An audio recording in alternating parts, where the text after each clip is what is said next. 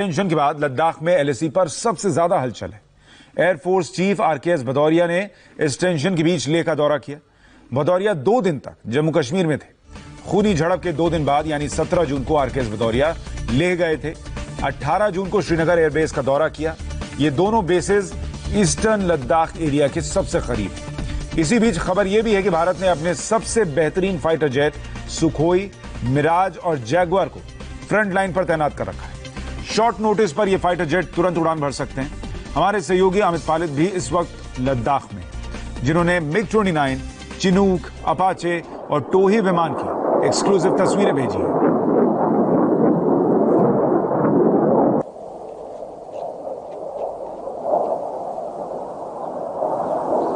ये तस्वीरें आप लद्दाख की देख रहे हैं।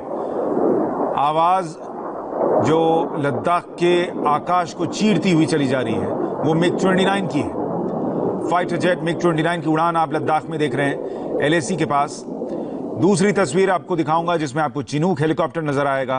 अपाचे अटैक हेलीकॉप्टर आपको नजर आ रहा है। ये भी वहां पर भारत की तैयारियों की तस्वीर पेश करता हुआ। ये सारे विमान जो आप देख रहे हैं भारतीय वायुसेना से जुड़े हुए, ये चिनूक की तस्वीरें, ये वहां पर लद्दाख में नजर आए हैं।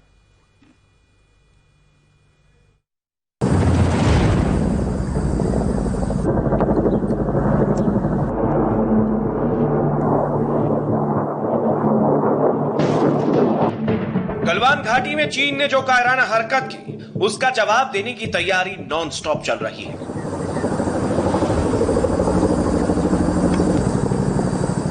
चीन के खिलाफ आर्मी एक्टिव मोड में है, तो एयरफोर्स भी हाई अलर्ट पर है।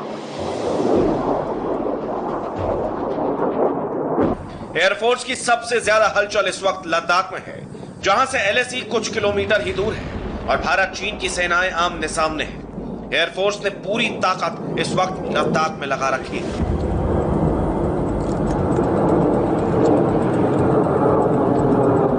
मल्टी रोल हेलीकॉप्टर चिनूक और attack helicopter Apache alert mode में है, तो मिग-29 फाइटर प्लेन भी लगातार उड़ान पर निकल रहे हैं। इंडिया टीवी आपको ग्राउंड जीरो से एयरफोर्स की तैयारी की एक्सक्लूसिव तस्वीरें दिखा रहा है। हमारे कैमरे ने जो कैद किया उसे देखकर चीन का डरना पक्का है। मेरे पीछे आप देख रहे हैं ये मिग-29 विमान है, भारतीय वायुसेना का फाइटर एयरक्राफ्ट मिग-29, जिसने अभी अभी यहाँ पर लेह एयरपोर्ट से उड़ान भरी है। आपको बता दें कि आज सुबह से लगातार हम यहाँ पर मिग-29 के जो फाइटर एयरक्राफ्ट है लगातार उनको सॉर्टीज करते हुए देख रहे हैं और लगातार वो पूरे इस इलाके में, लद्दाख के इलाके में ये सॉर्टीज कर रहे हैं। और साथ ही साथ जो एलएसी का इलाका है, यानी कि चीन के साथ जो हमारी सीमा है, उस इलाके में भी मिग-29 के जो विमान है, फाइटर विमान है, वो लगातार यहाँ पर निगरानी कर रहे हैं। अभी एक विमान ने टेक ऑफ किया, इससे पहले 2 और विमानों ने टेक ऑफ किया था। आपके लिए यह जानना जरूरी है कि एयरफोर्स ने मिग-29 फाइटर जेट को लद्दाख में क्यों लगाया है। मिग-29 की रफ्तार 2000 किलोमीटर प्रति घंटा है और इसकी रेंज 1400 किलोमीटर है। अत्याधुनिक मिसाइलों से लैस ये फाइटर प्लेन एक साथ कई दिशाओं में हमला करने में सक्षम है।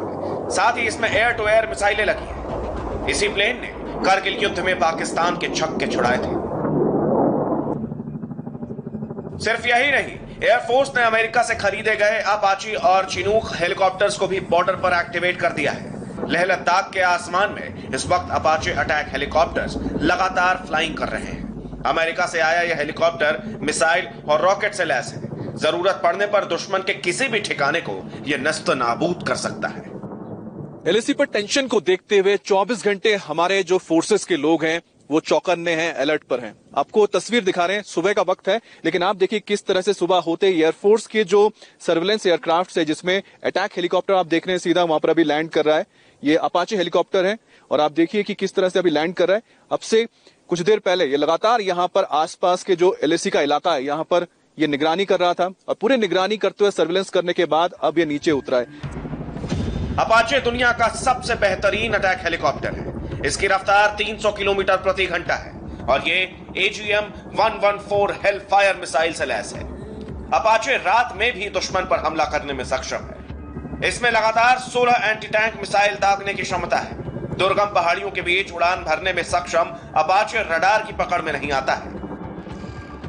अपाचे अटैक हेलीकॉप्टर पलक झपकते अटैक करने में माहिर है, तो तो चिनूक हेलीकॉप्टर तेजी से सेनाओं और भारी भरकम वाहनों को LAC तक ले जाने में सक्षम है। इस हेलीकॉप्टर को भी भारत ने अमेरिका से खरीदा है। ये देखिए मेरे पीछे आपको चिनूक हेलीकॉप्टर दिख रहा होगा, ये चिनूक हेलीकॉप्टर है। ये भी लगातार यहाँ पर जो पहाड़ियां आपको दिख रही है, इस पहाड़ी के पीछे ही LAC है, यानी जहां पर चीनी सेना मौजूद है, हमारे भारतीय सेना भी मौजूद है।